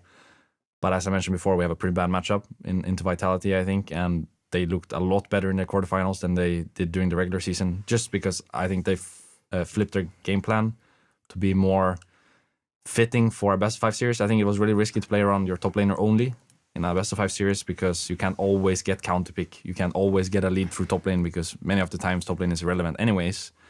So I think, the flip up in game plan there is definitely a good sign. I agree in the first 20 minutes in most of the games, they look better. Yeah. But I still think everything past 20 minutes, they looked bad. And that's why I think we're going to make finals. I'm just saying, like, there's a chance we lose if we don't play out the first 20 minutes properly. But Exactly. if we get past that, then then it should be up to us, basically, not to win the game, because we have the knowledge in our heads and we played long enough now together to execute a mid-late game. I'm decently. curious, from both your perspectives, I know obviously you think Fnatic's going to win, you think G2's going to win. Do you both think that it's going to just be the G2 Fnatic finals? Yeah. It should be. Yeah, I think so. I mean, unless we lose it, right? Because I still can't see really Fnatic losing. So there's how you read it again. It's like there's higher chance that we lose to Splice than Vitality to Fnatic to Vitality. Yeah. But as the chances are looking, it's gonna be Fnatic G2 finals, which is like kind of a waited for since last year, because Fnatic was like a pretty good team. I mean, they were not a good team. They were just really good individual players last year, right? And we should have made finals in spring. We should have beaten you guys in you guys should finals. have not made finals. We had this discussion last time. You guys should have really not made finals. We had this exact discussion. We should have been 2-0 up in that series. No, you guys should have really not made finals that split. You guys had no chance. We had only one champ and you guys could not win. But the second game, we had 10k gold. Aurelion sold one and you guys could not win. Okay, sure. I mean, that might have helped, right? But the first two games, we had the same drafts. Yeah. Both games. The only difference was the support. We played Siren in the game 1 and Annie in game 2 in the lane swap, right? Yeah. But regardless of all that, we were 10k up in game 2. And I died, I think, ceasing your tier 3 bot or something to Camille. Because my support was not buying Locket for me. He was buying AP. So I didn't give him that Annie. series was completely winnable. Like, we might as well have won that second game. Being 2-0 up, and maybe you make changes in draft, sure. But we're still 2-0 up Yeah, ban Aurelion sold. against G2 Esports. we've been kind of all over the place, and I don't want to use this as a Yeah, chance. we Could've didn't been get to talk a lot about the match. No, that's okay. And I think because we had a lot of Twitter questions, so I do want to have a chance to give one as long as we're talking about like the past and present of EULCS. This one is from Ronald at Woonowooey. You guys have really complicated tags. What are your guys' thoughts on the level of competition the EULCS currently has? Has the current split been more or less competitive than previous splits or seasons, and how so? I think there's still bad teams though. I don't think that's ever gonna disappear. However, like there's not enough good players. I mean, actually, there's a lot of good players, but It's not there's enough good teams. And Yeah, enough, good like, teams and not star enough players. leaders. Like Yeah. not enough like just knowledgeable players that can lead a team or even coaches, because just it's hard to get in the West, right? I think it's impossible to get 10 really good teams, but at the same time, I can understand that because the good teams want the good players, right? Yeah. And the good players want to play with each other. Of course. So of course the top teams are gonna get stacked because, like, if you're a star player, you want to play with a star player. You know, you don't want to just fill out a role in a lower tier team just to have a star player in each. Like you Yeah. wouldn't want to risk your career. But for that, it's right? also harder for a team to get good at playing macro than getting someone who's mechanically pretty skilled. Yeah. Like you can find a lot of mechanically good players in solo queue. Yeah. It's really hard to find someone, as Perkz said, who's actually really smart about the game and can lead a Yeah. team. Well, 'cause you in-game. don't- But I think that's gonna become easier once League of Legends has been around for a while, because then people are gonna retire and go into a coaching position. More coaches. And if you have an ex-pro as a coach, is very different than if you have the usual the usual stuff that we have these days. I think there's a lot of coaches that don't do their job properly. And once like let's say if I coach a team, I think that would be a lot more interesting than if you had someone that hasn't had any experience whatsoever in playing on a high level. Do you think that's actually an interesting discussion, because I think that's something that comes up a lot. What about Okay. the question? All right. You're right. We can sit here for 5 hours, by the way. God, this is We the haven't trap. even I love talked having, properly I about love the having you semifinals, both. yes. Yeah, but we haven't even talked about the semifinal. Okay, here's the question. deal. Let's round it out. So has this split been more or less competitive than past splits? Yeah, I would say it more. has more competitive. How many But- were better teams? Is like I don't think the teams were so much better. I think it was the mix of new teams combined and the mix of meta changing every 2 weeks, like literally not even like small changes, like actually really big Okay. changes that will make teams shift from being really good at this to not able to adapt this fast, and making teams that are like good at something just be bad next patch until they improve again, and then someone would actually like be better at that patch, and then that's why the teams are so close in standings, and that's why the standings are as close as they are, right? Because of that's what I think at least. Was because it of too the- many changes? Because of too many changes, there's always too fast. No, but I think this time around it was like actually more than ever, right? I do. Yeah, I I think kinda- there's always too many changes. Like I think it's really hard to put in the extra hours for the regular season, because you know that the patch is gonna get changed anyways for playoffs. So it's kind of like normal for pro players to go easy on the 10 weeks. Like if you make playoffs anyways, why would you push Okay. yourself and then just put in an extra gear for playoffs, because that's when the patch remains the same. Like we've played for 8.5 now for a while, and you can see live servers 8.6 and the AD carry role is not AD carry anymore, by the way. It's like Yin with Green Swiss. Yeah. So when I'm playing solo queue now, I feel like the game is already so different than the one I'm going to be playing on stage on Saturday. So it is. I think up until playoffs, there's just no point really to dive deep into the patch, and there's just way too many changes, and it's not even worth to like adapt to them, So you just focus on being good as a team, like the core values of how you need to function as a team, like communication, all the standard stuff Yep. everyone always mentions. So I think that's what most people put their emphasis on. But I would say though there's been more good teams this split than usual. Like usually there's like 2 or maybe 3, if we're lucky, good teams. But I think this split there's been, the 4 that are remaining are the good teams that have always been kind of good. I mentioned last time I was here, Splice was good, and you guys were not that hyped yet, but then Then we jumped on the hype Yeah. train, and To be- now okay, we to keep be fair, being forced everyone away to from the hype Splice, train. we doubted Splice for a very long time, so they did win out in the end though. They were. but They I feel did- like I'm always cheating you guys, because I have the scrim knowledge, and I know that what people are doing in scrim, if they have the right environment, is eventually gonna show on stage. So when I was here with you guys last time, we were scrimming a lot of Splice games, right? And I told you that they would eventually become really good, and it took them like 2 weeks to figure out the early game, right? And then they become The secret is out. This is why we invite much Rekkles. better. So So we figure out who's going to be good for that week, and we can predict him to win. All right. I do want to hit off, though. Thank you again for the Twitter question. Meta, interesting how it has an effect. But I do want to focus up for one final look at these semifinals. I know we get to talk a lot about it on broadcast, but we've heard kind of you guys argue for the opposite team. I do want to hear you now make kind of a quick argument for yourselves. It doesn't have to be 60 seconds, but so starting with you, Perkz, how do you see G2 beating Splyce? What is the focus here? And of course, don't give anything away in terms of scrim details or otherwise, but how confident are you? What score do you expect to have?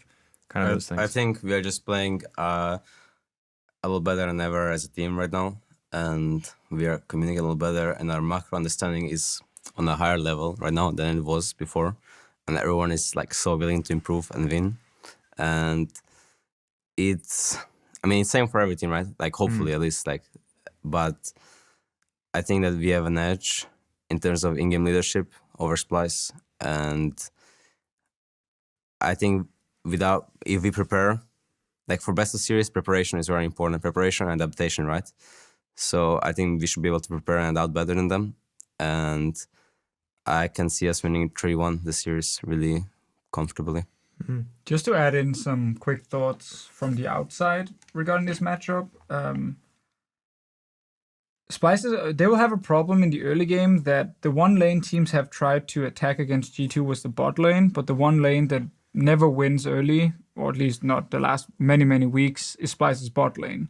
The way they've gotten advantages is go top 24/7 with Xerxes, get Odamna ahead on a carry has been very successful, but that's what G2 are going to do. And as Perkz said before, it's going to be quite a battle between Odamna and Wonder. He thinks obviously Wonder is going to have the upper hand. I want to see it first. I can see Xerxes Odamna be successful in some of the games, but I think generally the trio of Perkz, Jankos, and Wonder should win topside. And because the bot lane should not really be struggling against Copy and Kasing in the laning phase, then it becomes pretty difficult unless Splyce shows us something new. Maybe they play around bot side. They change it up or something. But I think if they want to consistently win early games against G2, they have to change something. Late game, however, and I'm not confident that G2 will cleanly close out every single game because we haven't seen them play in 2 weeks. And when we saw them, it was a bit of a rough patch and moment for G2. I can see some late games where Splyce can actually come back. I agree with Perkz, though, when it comes to predicting. And I was originally at 3-2 for G2, but I think 3-1 the more I think about it, and also based a little bit on the quarterfinals. But again, I haven't seen G2 in scrims, so I can just trust Perkz is telling me and Rekkles is telling me they're looking great. Our scrims are hit or miss. Honestly, our scrims are not that great, but we are the way we are playing, just the way that we are communicating and giving feedback and playing together is we lose or win as a team now. Before, it was more we would lose lanes and not do anything and just go roll over and probably just die. But now when we lose lanes, we do stuff as a team, and when we win lanes as a team. Right, it's more of a team thing instead of an individual thing, or like Rekkles said, leaving our bot lane behind and not communicating well enough with them and just giving them up and going topside or something. This stuff doesn't and shouldn't happen anymore, right? So I just have a lot more confidence in us and competence in us that we are actually a good team now compared to what we were 2-3 weeks ago. So I can see us playing a lot better than we were. So it's good to know. I do. I want to kind of round out the G2 versus Splyce discussion with some predictions. Perkz 3-1. Feeling good. Deficio, you said you were feeling 3-2. Now you're feeling 3-1. You're jumping back and forth.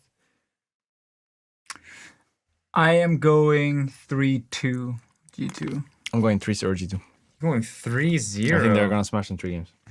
All right, I'm going 3-2 with Deficio here. I feel like Splyce... I'm willing to believe, kind of like you are, that Oda Wamne will get outclassed by Wonder, but I have to see it. Oh, you mean Perkz or me? Yeah, you were saying... I didn't say he was going to get outclassed. No, you said you're willing to believe that Wonder can just... I just think that if it's over 5 games, I think the Wonder, Jankos, Perkz trio is going to win more early games than the Splyce one. Sure. I'm actually willing to just 100% believe that Wonder can outclass Oda Wamne. I just want to see it. What about the in-game leadership that you mentioned before? That's Jankos, right?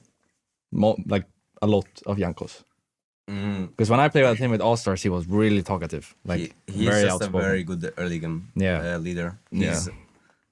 His early game leading is honestly really, really insane. And his Yeah, plan that's what I making felt as and well when I everything. played with him. Like his early game is just really crazy good. And we had problems of what to do actually after early game. And we are just working together to make our early game plans more better. And after 20 minutes, if we struggle with macro, I can step in really easily.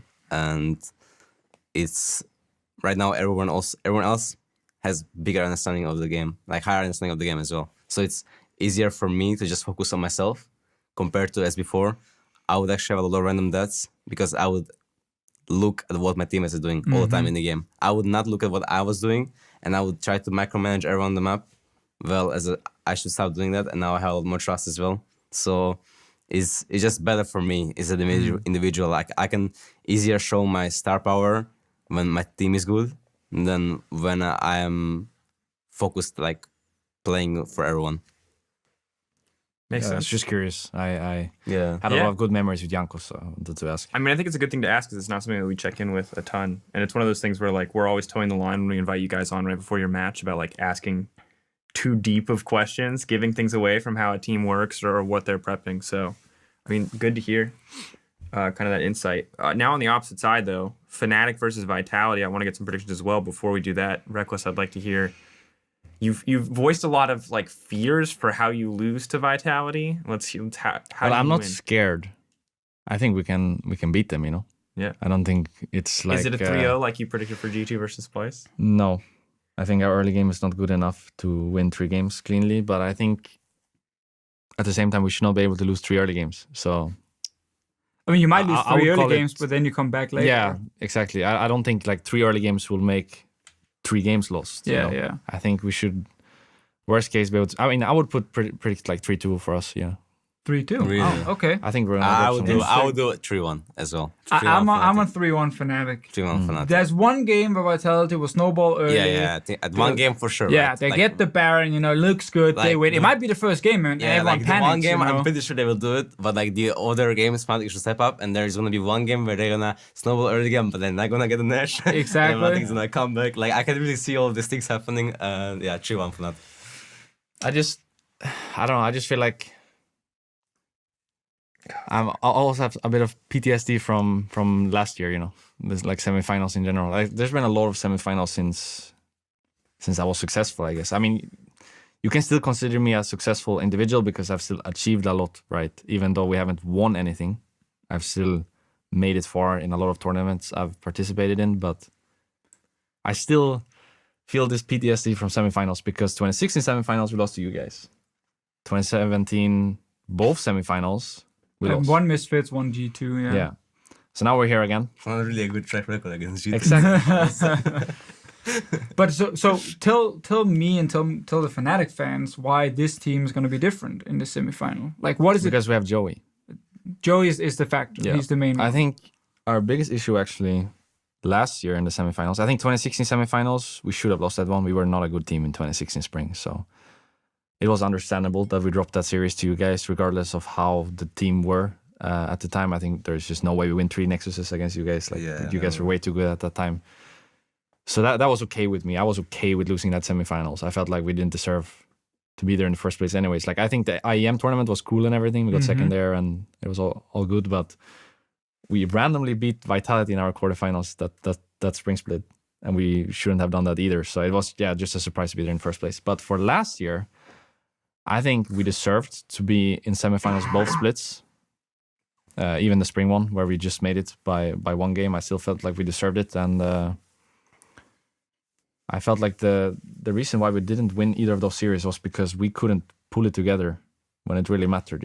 We were getting stressed out. Our mental game wasn't in the best state. I felt like we were just putting way too much pressure on ourselves as well. Like, for example, in the Misfit series last summer, we were just expected to smash them 3-0. Yeah. Not only from the outside, but from ourselves as well. Okay. So as soon as we gave up like 1 kill in the early game, in game 1, it was already boom, Wow. It was already, how do we win? It was already, those questions being asked. And I think when you get to that point, it's really hard to pull it together unless you have someone from the outside that has the control, Like we were kind of in control last year as players, and I think we didn't have like a front figure within the team other than myself. Maybe, I mean, me and Jessis and Soas are we're kind of veterans, but at the same time, I felt like we were also emotional. So it was hard to pull the team together, you know, and be like the guy that does everything.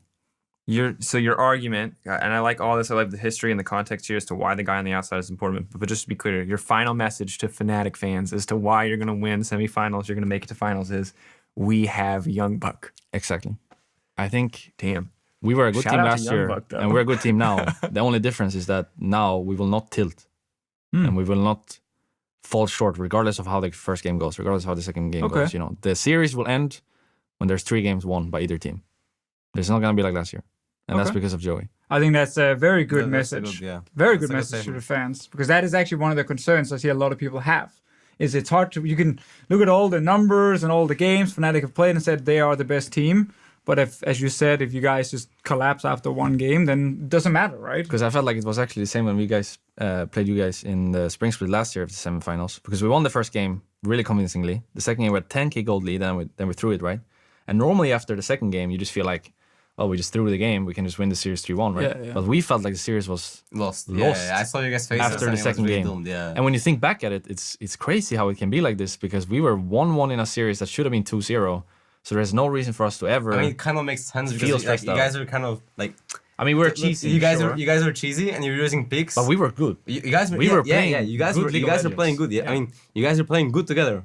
You guys were not a bad team. Yeah, exactly. And it was But same for was summer. like We were playing good League of Legends as Yeah, well. yeah. So there's no reason to get stressed out.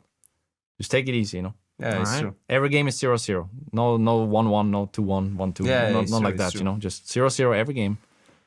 And Joey will control the mental warfare. All right. And then So we blame Joey if you There lose. you go. There Okay. we go. So I now don't you know. can blame me if we lose. I don't Because know. usually I have a big part of why we win or lose. So if you feel like Alright. you need someone, then just Flame over Reckless. here. I love it. Fine. This- Blame him. Love Joey. Flame Reckless. Those are the takeaways. I mean, I must be like the most experienced flamed person in the history of There's League of Legends. Soas. So. Soas This- is in there as well. Yeah, exactly. We have like the well, you don't remember the Perkz after his first MSI trip? I mean, That's there's a true. lot Yeah, of there's come a on, lot of like, people I'm getting here, flamed. bro. I've been like here and here and here. He's drawing a roller coaster right now for anyone wondering. Very actually large that's a roller topic that I found very very interesting. Like how cocky players transitioned from Yeah. being like incomplete to very complete players. You know, for example, how I mean, you're a really good example, right? Like you're really cocky in your first bit, but you were not actually. I mean, you were really good, right? I But you were remember- not the player you are now. Now you're much better than you were back I mean, then. of course. I remember you were telling me. Like, why are you trolling in solo queue? Like you're so good or something. And I was just ending in solo queue, right? Yeah. Like I was ending in solo, and I was just taking it. Like I thought I was like so much better than everyone else, right? So you didn't have to try. Like I thought I was like, oh, I'm smurfing in the LCS and everyone is so boosted. I'm just going on stage and I feel like I have like my mouse moveset is faster than anyone else's mouse, so I can't lose. Yeah, that was not a very good mindset to have, guys. Yeah. But Let's yeah, help- right now like I feel like the same, but I feel like I can get so much better all the time, right? So Yeah. like I feel like when I'm playing, I can get always better and it's just so entertaining, right? Because I'm so good, but I can be so much better, you know, like there's no hope. There's no hope. But I for think there's a anyone. lot of players that are notorious for being like very outspoken, right? Like Double Lift, Julius, who, I mean, for example, in Double's case, I think he also dropped the cocky part somewhere along his career and got much better. Yeah, I mean, he's for still sure. There's the very trash talk is still outspoken, there. sure, Yeah, yeah. but it's not the same anymore. Like when I played him back in the day, like 2013, maybe even 2012, when he was really cocky, and before every game he would just say that I have no chance. you know. Yeah. I didn't think he was a good player. I thought it was easy to play against him. But then he dropped that part, actually improved, and now when I play against him, he's actually a good player, you know. Yeah. Now he's actually a good player. And I feel like the same for Julius. He is very cocky, but he's not actually, I mean, he's really good, but it's again an incomplete player that could be complete if he just drops this act and actually looks at what can I do to become better, you know? Yeah.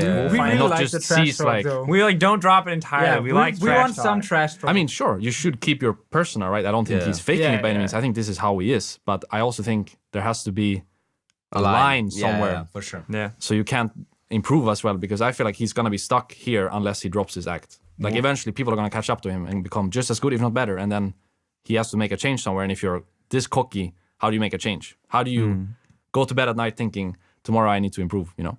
if you just believe all the time that you're the best, then no one stands I mean, a I chance. think the thing is that we learned from talking to Gilius is that when he looks back, he can always see how bad he was, and a lot of his belief. Yeah, I mean, in that case, that's great. You know, I just see what all the yeah, fans see, the right? public sentiment. I think that's it's fair. constantly like, I'm the best jungler in the world. I mean, sure, he is good, but he is not the best jungler in the world. We're gonna find out because he plays you. Oh my god, if he solo carries against Fnatic. Then he's the best. There's a chance he does. He is a good jungler. He would prove all the analysts wrong, like he did last week when, for some reason, almost everyone on our broadcast team predicted H2K. No, we were 50-50 on Okay, it. all right. So, hey, super quick question. Sorry, I know we're going very long.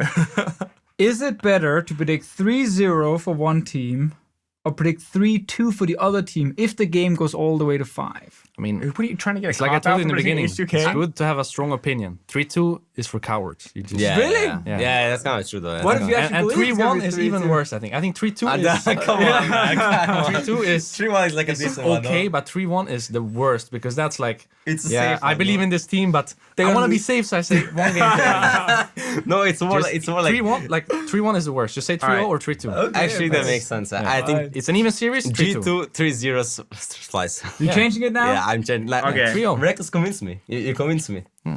It's 3-0. But still 3-1 Fnatic Vitality, though, right? Yeah. Whatever. Okay, I want to run through the predictions. We're having a good time. We're talking about a lot of different stuff, but I do want to kind of round it out here. As a reminder, these are the final predictions from our group here. Fnatic versus Vitality. Rekkles is predicting a 3-2. Perkz is predicting a 3-1. Deficio is predicting a 3-1. After Rekkles' moving speech, I'm going to predict a 3-0. All to Fnatic. All Nice. to Fnatic. There you go. Rekkles has predicted a 3-0 for G2 versus Splice. Perkz has predicted a 3-0 as well now after Rekkles' speech. Deficio still Cocky says players. 3-2. I still say 3-2. I still think it's close. I feel we just all agree that G2 and Fnatic will be in the final in Copenhagen. So now all we need to figure out who is the flag barrier. Is that how you think? yeah, Flag barrier. you guys need it, man. Carrier. Carry it Carrier. out. I'm gonna predict a 3-2 G2 in the final. 3-2 G2 in the Yeah. final. See, that would It- actually be perfect. That is a close series. Hold on. It's a not biased thing. He means 3-2. He doesn't care who wins. Yeah, He has yeah, no yeah. preference. I mean, He just 5 wants games. 5 games. Okay, For the so love we of cannot God. put Fnatic then. Since no one cares, Can we just get a apparently. 5-game G2 Listen, final? I for always once? we talked about this last time you were here, Rekkles, but I still have dreams about the Stockholm Origin versus Fnatic 5-game final, which was the greatest EULCS moment ever. Yes. If we can get G2, the 4-time champions, versus Fnatic, the 5-time champions, playing in Denmark, of course, the greatest nation in the world, go all the way to 5 games, that would just be perfect. And my would whole be hype. family is there as well, seeing me lift that trophy. That's gonna be great. It would be hype, man. But you gotta win your semi first, so don't get too That's ahead of true, yourself, yeah. guys. They have a painting, like painting you lifted the trophy, or Oh my gosh. I'm just All right. dreaming. There's our semi-final preview, plus Twitter questions, plus discussions about coaching, plus discussions about some other stuff, plus some other Everything stuff. but the preview. we talked about a lot of stuff there. That's that. Now we will move forward. All right, guys. We did predictions, but we realized we didn't make a bet. We didn't have a wager. Now, it's difficult because we're all in agreement on this podcast that G2 and Splice are going to make to the finals. G2 and Fnatic. G2 and G2 and Splice can't make it. Yeah, So at least I didn't say something that could have happened and just BM both of you. So I have an idea. If either one of you are wrong, and I guess all of us would be wrong at this point, but let's say Fnatic or G2. I mean, if we both lose, we both do it. Yeah. Okay. You both that's get even Here it points. is. better. We figured it out there. I'm not going to lie to you guys. So let's just lay it out. I was going to try to set it up a little bit, but here's the deal. If Fnatic or G2 do not make the finals, so if they're playing in the 3rd place match, on the day of finals, they have to come in before the crowd gets there and stand on stage with the trophy in a giant Pulsa costume. Giant sausage costume. Giant sausage costume, Danish sausage costume. I don't know how we're going to distinguish that. We're We will. definitely gonna get one. It's pretty easy. And say how great it is to be there next to the trophy. Film it, upload Film it. it, upload it. We will play it on broadcast. And how excited you are. And how for- excited you are for the other one. If one of you makes it and the other one doesn't. And if we both miss it, then we can just walk around. And if you know, both Yeah, miss we it, can just go dance together. Yeah. if they both miss it, which is We can maybe, all like cry on the trophy. yeah, if they both miss it, they both have to do it. We will get 2 sausage costumes. They will both go on stage and say how happy they are for Splice and Vitality to be playing in their first And what finals. if we both make it? Then I want to propose one thing. Okay. I am probably already doing a bit of the crowd warm up together with hopefully Quick Shot. So I want to propose, if you both make it, Daniel Drakos, as the man who came up with this bit, needs to wear the sausage costume and actually be part of the crowd warm up. Yeah, that's a So good he one. will be there with the crowd, with me and Trevor, saying hello to the crowd on the finals No, day. he needs to dance like a chicken. Dance like a chicken. Yeah. Wait, Chicken dance. but this is in the case that we both make it. Yeah. This is if you both make the final. Then we then- should both do it. No, it's Drake is getting punished for this. Why am I one. getting? I don't I understand. see. You guys are doing the. You just focus on okay, playing. Because okay. I was thinking, okay, so you take away our prep time No, to no, walk no, around. no, no, no, no, no. That's on Dracos. Here's the deal. This is fine for me, Martin, except you have to wear a sausage costume too. Because either way, at this point, we're getting 2 sausage costumes. Yeah, that sounds great. Yeah, because look, I predicted. That's fair. Either way, fair. either way, Yeah, you have a sausage I roll. predicted them both to win, right? And so did you. We all agreed in predictions. So if this is going to be a punishment scenario where Yes. then you have to suffer This is too. You great. can't single me out here. Oh, I was hoping I could get away with it, and the players would like, yeah, that's I mean, great. they are like, yeah, but it's even better with you. Both of us. Okay. So either way, people can expect. Either a way, nice there will be sausage costumes video. on Yeah. stage. But- Sausage party on So stage. I have to go straight to the cast of this after we've done the warm up. I guess I have time to take it off. Yeah, Yep. probably. You just take your suit I mean, you can jacket do it off, without you the put head your sausage usually, right? I costume mean, on. it's usually like a. Normally the head. Yeah, that's fine. We'll figure You it know out. what? We'll That way figure you it don't out. ruin your hair or I makeup. feel like it's a horrible bet for us. Like the Well, chances it's just of as us bad for us. winning- I guess for you it's even worse because then the mean, crowd is gonna be there, right? Yeah. So we don't have to get embarrassed. Yeah. So embarrassed this is only if IRL. they both win. So if They one both have if to one of win. you guys loses, we both get out of this. This is so. That's true. This is I feel That's like true. good. That's true. That's true. So who is on my You side? guys are trading your. Who is on which side? So So it's- if I lose, If you lose, then it's only me then and you one have of you to guys, do it. or No, just you. Actually, I'm That's going to be just on the you. Perkz side here because I think seeing a Swedish man on stage in Denmark in a sausage costume. No, but That you would guys make are the okay. You Danish guys are the audience casters, proud. right? You guys are the casters, and you want to see this final. So you have to sacrifice something, like your shame for the final, right? For the G200 finals, for the hype finals, you have Right. to sacrifice Yeah. your shame. I'm in. We got it. Yes. Nice. Oh, this Let's is going to be do the best and worst thing we've ever done. hype. I All know right. we had one we ordered online like 2 years ago, for Primetime League. We're going to figure it That was out. like a We're going to get another sausage one. thing. All right, to recap. If Fnatic or G2, either one and or both, do not make the finals, the people who do not make the finals will come on stage in a sausage costume and make a lovely video promoting the trophy that the teams playing for the final get to play for. Now, if they both make the final and we get the fabled G2 Fnatic final that many people are predicting, both Deficio and I will dress up in sausage costumes and do the crowd warm-up. Yes. What about Trevor? Is he not wearing one? Trevor isn't a part of this. You can't just make him wear. I mean, maybe if he wants to wear a sausage costume, we can't do bets with people that aren't here. That's true. Oh man. All My right. family's gonna be there. Same. They'll get to My see brother's you in gonna a be there. All right. Now the last part of this prediction thing is we wanted to kind of expand it a little bit to just get some more predictions since obviously it's not the regular season anymore. We don't have 10 games a day or 10 games a week rather. We wanted to try this thing called over under. It's something that I still want to give a shout out to Countdown for kind of kicking off. And so I'm going to go through 4 statements. There's 2 about Perkz, there's 2 about Rekkles, and we can predict over under on what is actually going to happen in the game. So for Rekkles, I'm going to ask you to predict for Perkz, and for Perkz, I'm going to ask you to predict for Rekkles. And we predict for both. And we predict for both. Yes. So Rekkles cannot predict for himself. No. Cool. Well, can I say what I think still after You can say what you think for yeah. sure. I just don't want to in any way imply stakes where you could be like, we're winning this game pretty hard. I could die one more time. Yeah, that's true. I don't ever want to walk That's a into good that point. scenario. That's a So good you're point. not allowed to predict for your own stuff. All right. Let's go. All right. So the first statement. This one is about Perkz. Perkz will die 8 times in his series versus Splice. Now, Under. Under. All right. Well, here's the statistic to back it up before you make anything else. He has 39 deaths over 19 games. So it's a little less than 2 deaths per game on average. So that means if we go 5 games. If we go 5 games, he should be, in theory, over 8. Then I'm wrong anyways about my predictions, so then I might as well be wrong about this too. So you That's think true. Perkz will die less than 8 times? Yes. That's under from Rekkles' side. You better. He's going against Niski. I don't think he's going to. He's not gonna die early game against. I agree. Niski. I agree on I under. mean, I might. I entered against you cold Zach, so. Yeah, but they don't gank mid, so you're fine. yeah, I'm going to go under. You going under as well? Well, I'm going over. Yeah. I think As usual. Perkz is gonna I got a 3-2 prediction. Perkz is gonna int it. Perkz is gonna die a lot. I say he dies more than 8 times. What happens if he actually dies 8 times? Then he just Better than money, nullified? then we're just not nullified. Okay, cool. Then my random number that I picked that was somewhat statistically relevant will be correct. I'm going over him.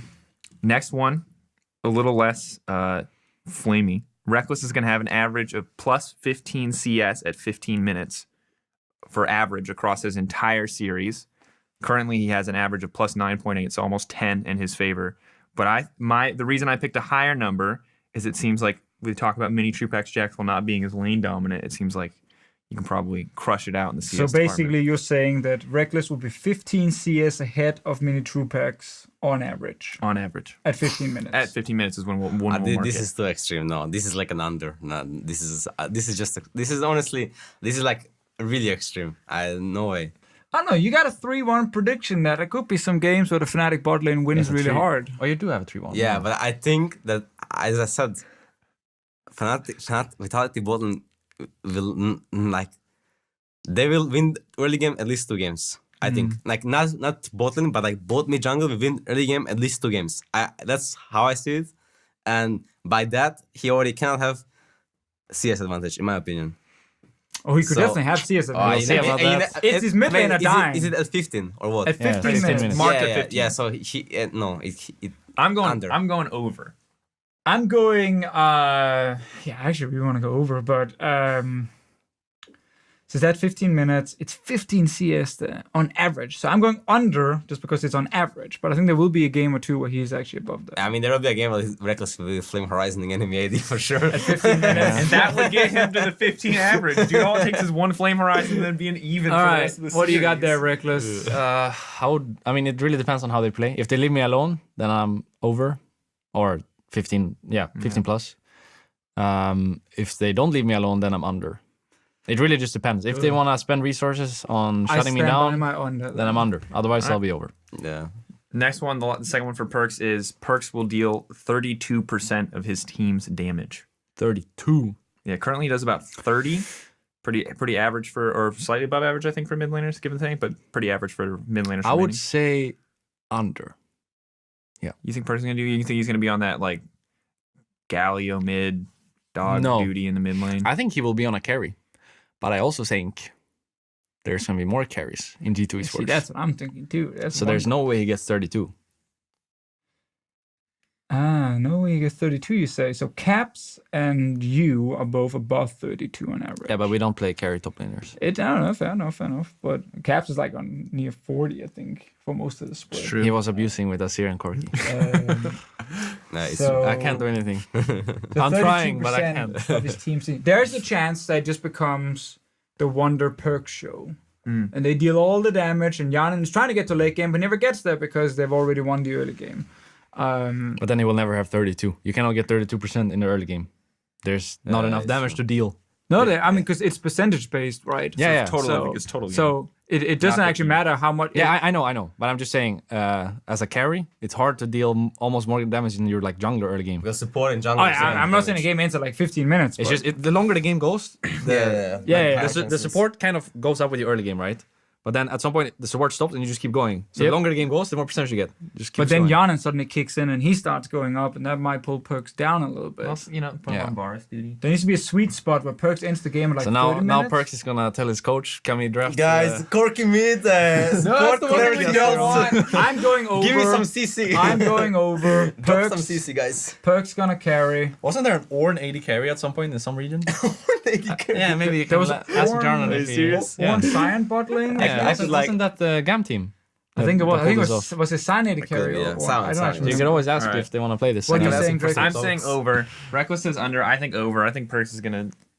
So we both go in in. Perkz will deal more than 32% of his team's damage, and Rekkles You says guys under. really have high trust in me. I have to say, I'm gonna have to Come disappoint. on, No you do pressure. 30 now. We just need to do 2% more. Or 3% more. Here's the one. The last one. Last one. Rekkles will die 3 times over the course of the series. Keep in mind he currently has a less than one. He dies less than 1 time per game on average. He has 13 total deaths over 18 games.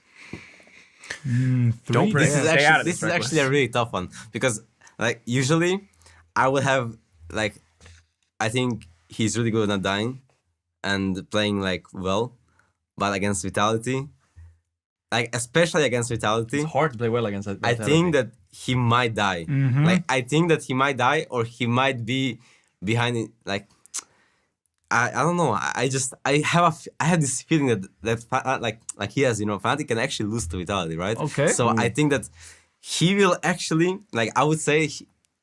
Usually, I would say he's gonna have 0 deaths, right? He can't die, but I think I might have to go over with this one. Like I would say over as well. like I really want to Don't say over. I told you not to vote on this. It's okay. Like I'm already mentally prepared to get cheesed, So I would There is no be such thing as surprised. cheese on the strategy. Yeah. That's what Okay. the other Sure. one said. Sure. I'm mentally prepared to get strategized. There you go. I'm going over too. It's just If you guys are both going over, You can just go over as well. This isn't like a you have to be the bad cop You pick kind of this or I pick scenario. this. but so the thing is, he's gonna get ganked in the early game. That's I for will, sure. but I will not fall behind. You cannot put me behind. That's why I predicted in favor of you on the CST thing. I think that he will die with getting the CS. Like he's gonna play Tristana. Yeah. He's gonna get ganked. He's gonna run down like proxy the I think base. you have to stop. Okay, so you started with he's gonna play Tristana, and then you have to stop, Actually, yeah, he gonna die with play Tristana. Okay. and now you can go next. Actually, What's your next? it really depends next if he plays argument? Tristana or not. If he plays Tristana, he's 0 deaths. If he doesn't, he Okay. dies for sure. I'm He going dies. under. Vitality's gonna put all their focus on camping mid, and then they're gonna lose late game anyway. And then then yeah. Rekkles that's is not possible. gonna die more than 3 times. But if they put this their is all- actually this is actually a really hard one. So like- you're saying Yeah. they're putting all the resources mid, but they're never coming to me. No, because by the time they're done mid, we go into a Baron phase, and then Okay. you're fine. I'm glad you have so much I trust think- in no, my mid okay, jungle. I think- I do as well. I really wonder what's the draw gonna be. Okay, I'm actually gonna go with under as well. After all things, I think that what's gonna happen is that Rekkles is not gonna be too bad to die. So he's gonna give a bot turret, and he's gonna collect some farm. He's gonna get 2 or 3 items, and he's not gonna die. And then gonna carry alone. Sounds Okay. about right. Sounds about me. So we got 2 under, 1 above, and it's only 3 deaths in the best of 5. Oh my god. All right, guys.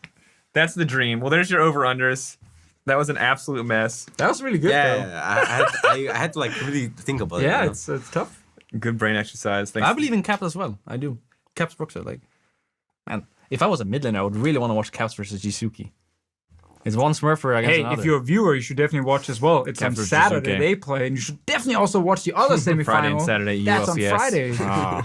One day You starts really at 6 watch. p.m., one day starts at 5 p.m. And also, you should watch them play in Copenhagen, so go get your tickets. available on and check eu.lollysports.com. Twitter for Sausage Party. And check Twitter for the sausage ones. The yes. sausage party bet is here. All right, that was a rambly episode for sure, folks, but I hope you enjoyed it. Thank you to both Perkz and Rekkles for coming on.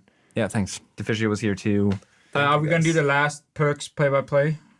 Okay. Yes, to send you out. It's been a long episode, but to reward you for your diligence in staying here, we have one final Perkz play-by-play. This is the one. You ready, Perkz? I'll go back. You Wait, wanna are go you guys back? going to Or roll do we stay the here? clip on or something on YouTube for them? How do people know what is casting? Oh, they have no clue. They have no clue. All That's right. the art of casting. Yeah, okay. That's like they You will got to be know. able to describe. Yeah, You ready? exactly. Okay. Do I start here or do I start backwards? I mean, you can put it But 5 seconds But back. I don't know where. Okay, I will just go now. So right now. Okay. So Fnatic just got an ace, and no, Fnatic just got 3 kills, and they're running it down mid, and Rekkles is going through the base, and Rekkles is hitting creeps, and he's walking, and they're buffing the minion waves, and Corki is poking them with rockets, and Broxai goes in, Broxai EQ flash, boom, ult, Rekkles, Rekkles with the auto attacks, he just auto attacks, Rekkles is not auto attacking, he's not auto attacking, Rekkles is not auto attacking, I repeat, enemy heavy carry is not auto attacking, Rekkles is hitting the Nexus, his team is dying, Rekkles is hitting the creeps, Q, boomerang, bomb, ricochet, Rekkles is not hitting anyone yet, I'm lying, he's really not auto attacking, but UL Cole is trying to outplay Rekkles, and Rekkles, he is looking for it. He wants it. The dodge on Arcan W. The walk forward. Rekkles, what is he doing? He's... Holy shit, this is a man. This one on my screen is a man. Ends the game 1 versus 5, 1 versus 9. What a game. What a performance by Martin Rekkles Larsen. 0 Texan champions, but wins the game. Thanks. What a performance. But how was I supposed to out there? But okay, so Wait. before we end, this is really important for all the Sivir mains out No, there. no, they If don't Jarvan- even know what game you're talking No, about. they will figure out. Okay, so if Jarvan ults and you're a Sivir, you're 500 range, you cannot auto-attack if the guy is on the other side of the ult. It's not possible. You cannot click him. He could just walk around, like he can walk around. No, because the Nexus was here. Oh, yeah. So I yes. couldn't walk there. And then when the Saya flashed on me, I had to back because she had 3 feathers. So I dodged the last feather by walking back. Otherwise, I Yeah. got snared and died in Alright. the spot. There you guys have it. You guys have to trust me.